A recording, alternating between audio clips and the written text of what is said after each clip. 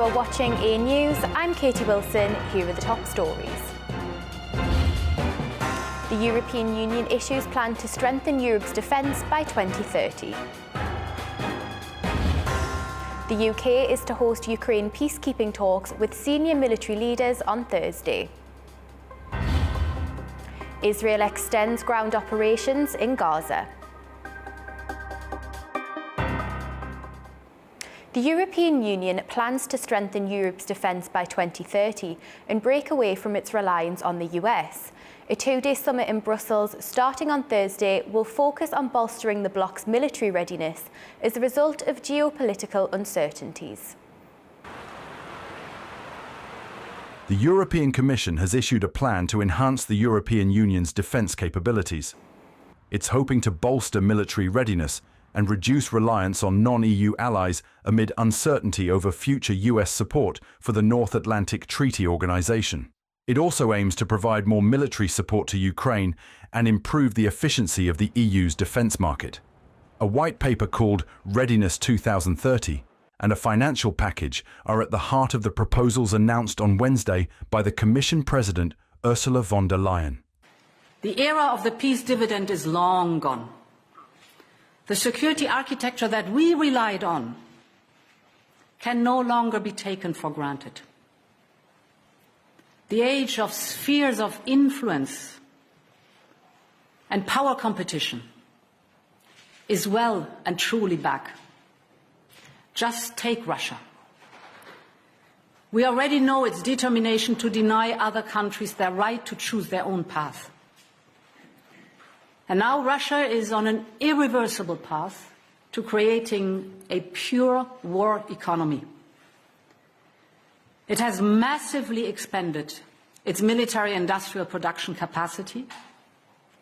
40% of the federal budget is spent on defense, 9% of its GDP. And this investment fuels its war of aggression in Ukraine while preparing it for future confrontation with European democracies. And just as these threats increase, we see our oldest partner, the United States, move their focus to the Indo-Pacific. Earlier this month, von der Leyen introduced an €800 billion plan to significantly boost defence spending across the bloc. 150 billion of that will help EU countries invest jointly in critical military assets. At the moment, 2/3 of their orders come from the United States. Under the scheme, 65% of the equipment costs will come from the EU, Norway or Ukraine suppliers instead. The 27 member states are also being encouraged to boost their security ties with NATO allies. Moscow has criticised the EU's rearmament plans, calling them an incitement to war. As EU leaders gather for a two-day defence summit in Brussels on Thursday, the EU signals Europe's commitment to strengthening its military and securing the region amid tensions. France is strengthening its military following the European Commission's proposal for an €800 billion defence fund across Europe. President Emmanuel Macron plans to boost defence spending with a €450 million fund and modernise France's nuclear forces by 2035. France is expanding its military capabilities as geopolitical tensions in Europe escalate. President Emmanuel Macron has unveiled a major defence initiative driven by concerns over Russia's actions and uncertainty about US security commitments in the region. To support this effort, the French government is launching a €450 million defence fund managed by BPI France to help stabilise its underfunded defence sector. Retail investors will be able to contribute through long-term savings products. Finance Minister Eric Lombard announced that France is also seeking €5 billion in public and private investments to strengthen its defence industry, which relies heavily on 4,000 small and mid-sized firms. Many of these companies face financial strain and rising demand, requiring an estimated €1 to €3 billion in additional capital in the coming years. Macron has set a long-term goal of increasing defence spending from 2% of GDP to 3 to 3.5%, positioning France at the forefront of European rearmament. However, financial constraints remain a significant challenge. As part of its military modernisation, France is upgrading key infrastructure, including Luxeuil Air Base, which will house Rafale jets equipped with nuclear missile technology by 2035. It becomes the country's fourth nuclear air base. Macron has also confirmed plans to acquire more Rafale warplanes to enhance national defence. The UK is hosting a meeting with senior military leaders on Thursday to draw up plans for a proposed peacekeeping force in Ukraine, with more than 20 countries involved. Britain and France will lead what's being called the Coalition of the Willing. Prime Minister Sir Keir Starmer is expected to attend the meeting to discuss plans on how it would work. However, Russian President Vladimir Putin has always said he wouldn't tolerate any NATO members' boots on the ground in Ukraine. Ukrainian officials confirmed a massive drone attack on the city of Kropyvnytsky, causing fires and significant damage to rail infrastructure. The regional governor reported several injuries, with the full extent of the destruction still unclear. The attack occurred as President Volodymyr Zelensky was speaking with reporters after his meeting with US President Donald Trump, where discussions of a partial ceasefire with Russia were underway. The strike raised questions about Russia's commitment to de-escalation, despite an earlier agreement to halt attacks on Ukrainian energy infrastructure. Ukraine launched a drone strike on Russia's Engels strategic bomber base on Thursday. According to Russian officials, it triggered a large explosion and a fire about 700 kilometers from the front lines. Russia's defense ministry reported intercepting 132 Ukrainian drones over various regions. A verified video showed smoke rising from the area, confirming damage near the base.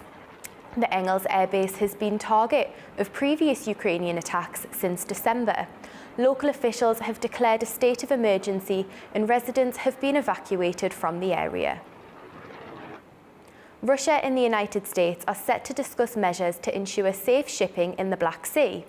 That's according to Kremlin spokesperson, who says talks on the Ukrainian peace settlement will take place early next week in Jeddah in Saudi Arabia.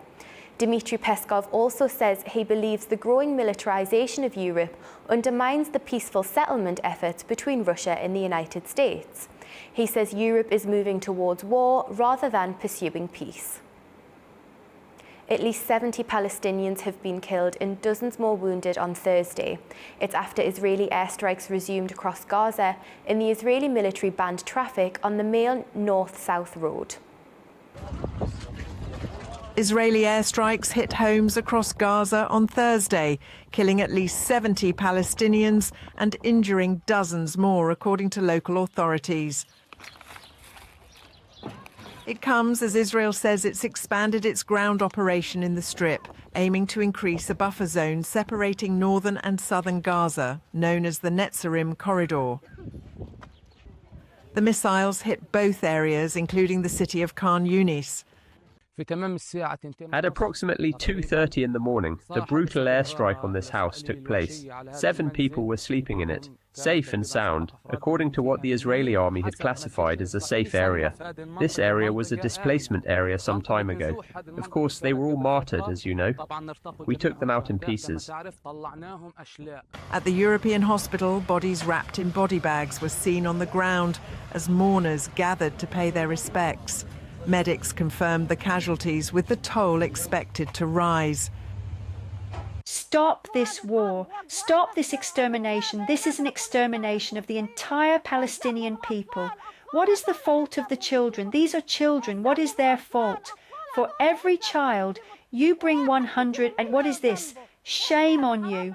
The entire square, not a stone or anything, remains. It is all destroyed. They left nothing in the whole area. This attack follows Israel's resumption of airstrikes on Tuesday, after a ceasefire which expired on March the 1st, and a deadlock in negotiations between Hamas and Israel, with both sides blaming each other. This escalation marks the deadliest days of the conflict in recent months, with more than 510 Palestinians killed in just 3 days, half of whom were women and children, according to the local health ministry. Israel's military says it intercepted a missile fired from Yemen on Thursday, targeting Tel Aviv's Ben Gurion airport. Sirens were heard in Tel Aviv and Jerusalem, but no serious injuries were reported. The Houthis have claimed responsibility for the attempted missile strike. It comes after several US airstrikes in Yemen, including an attack on Sana'a on Wednesday, which caused civilian casualties. The Houthis say it's targeting Israel in retaliation for the collapse of its ceasefire with Hamas. In Yemen, a densely populated neighbourhood in Sana'a was left in ruins on Thursday. It's after US airstrikes targeted the Al Jarraf district, injuring 9 people, most of them women and children. That's according to the Houthi-run health ministry. At least 9 people were injured in Yemen in the latest US airstrikes which hit the capital Sana'a. That's according to local authorities. It's latest in a wave of American strikes carried out in retaliation for attacks by the Iran-aligned group, the Houthis, on shipping in the Red Sea. Officials say most of those injured are women and children in the Al Jarraf district. We were shocked by the sound of the explosions, and we never expected them to occur in this neighbourhood, as it is full of civilians and devoid of any military points or bases belonging to any group. We were surprised by the bombing of our house, and we fled in panic. Women and children. There were injuries to 7 women and 2 children. They terrified the women. They are an enemy stripped of values, devoid of principles, devoid of humanity. These crimes and this barbaric bombing of civilian establishments in these densely populated neighborhoods, targeting peaceful citizens in their homes, came treacherously and without warning while they were having their iftar meal after a day of fasting. Just as they were completing their iftar, the residents of this neighborhood were shocked by these American strikes that targeted these civilian sites. The US began the current wave of missile strikes on what they say are Houthi targets in Yemen last Saturday. It's after the Houthis had carried out more than 100 attacks on ships in the Red Sea since the war between Israel and Hamas began in 2023. South Korean and US troops have conducted a river crossing drill not far from the demilitarized zone separating North and South Korea. Around 600 troops participated in the 6-day exercise, supported by helicopters and tanks. Live fire drills have been suspended after South Korean jets mistakenly bombed a civilian area, injuring 29 people. North Korea condemned the military exercises, saying they're a prelude to an invasion, while South Korea calls them essential for alliance readiness. 4 Canadians were executed in China on drug-related charges earlier this year. According to Canadian Foreign Minister Melanie Joly, all of them were dual citizens and their identities have been withheld. Laura Westbrook reports. China's foreign ministry spokeswoman Mao Ning said on Thursday that China is a country that upholds the rule of law and it had acted in accordance with the law. She said that China had protected the legitimate rights of the parties concerned as well as the consular rights of the Canadian side. A spokesperson for the Chinese embassy in Canada reportedly urged Ottawa to stop making irresponsible remarks. Now, China does not recognize dual citizenship and takes a tough stance on drug crimes, imposing the death penalty on crimes related to drugs, corruption, and espionage. However, it is rare for the death penalty to be carried out on foreigners. Canada's Foreign Minister Melanie Joly said she had been closely following the cases and had tried, along with former Prime Minister Justin Trudeau, to stop the executions. In a statement to Canadian media, Global Affairs Canada spokeswoman Charlotte McLeod said that Canada had repeatedly called for clemency for these individuals at the senior-most levels and remained steadfast in its opposition to the use of the death penalty in all cases, everywhere. Now, while the number of executions are kept secret, human rights groups believe China has one of the highest execution rates in the world. Amnesty International said the executions of Canadian citizens by Chinese authorities should be a wake-up call for Canada. Now, relations between the two countries soured following the arrest in 2018 of Huawei executive Meng Wanzhou. China then arrested 2 Canadian nationals. All 3 were subsequently released in 2021. And then last July, there was this surprise visit to Beijing by Canada's Foreign Minister Melanie Joly, which was seen as a sign that relations were thawing. But China has imposed tariffs on Canadian products like agricultural products and food products. That was in retaliation for Canada imposing tariffs on Chinese-made electric vehicles, steel and aluminium. And analysts believe this is another sign that the relations between these two countries are souring again. Laura Westbrook for A News, Hong Kong. Thousands of pensioners and union members in Argentina are protesting against budget cuts outside Congress, demanding improvements to retirement conditions. Thousands of pensioners, union members, and civil organization representatives rallied outside Argentina's Congress, protesting against President Javier Milei's budget cuts and his negotiations with the International Monetary Fund. The demonstration was marked by demands for better pensions, a reversal of cuts to free medications, and an end to austerity measures that have deeply affected retirees. I came because our parents deserve it. They've worked their whole life, and it's an abuse all what they're doing. It's a shame what's happening in Congress, so it must end. About the famous picketers, Bullrich. What are you talking about? Look at all the blocked street. All your police has cut it off. What is yours, my love? The only thing you've done, and you're doing it wrong. The protesters, who have been gathering weekly for months, were joined by social and labour organisations in a unified stand against Milei's fiscal policies. Despite a heavy security presence with more than 2,000 officers, the demonstration remained relatively calm compared to last week's violent protests, which resulted in dozens of injuries and arrests. While the protesters rallied, the Argentine lower house of Congress approved Milei's request to secure a new loan agreement with the IMF. It's in addition to the $44 billion that Argentina already owes the lender, but officials say it'll boost the country's central bank reserves and help cover looming debt payments, providing temporary financial relief. However, critics argue that the austerity measures tied to the loan will harm the most vulnerable sectors of society. While inflation has slowed since Milei took office, poverty levels have risen, and many fear the long-term social impacts of further cuts. Bolivia is facing growing unrest as protesters took to the streets over a worsening fuel shortage. Indigenous groups and transport workers accuse the government of corruption and mismanagement. Tensions are escalating in La Paz in Bolivia as indigenous activists and transport workers confronted police near the presidential palace on Wednesday. They're protesting against an ongoing fuel shortage that is severely impacting one of the Andean nation's key economic sectors, agriculture. The Red Ponchos are a prominent indigenous Aymara group and are at the forefront of the demonstrations.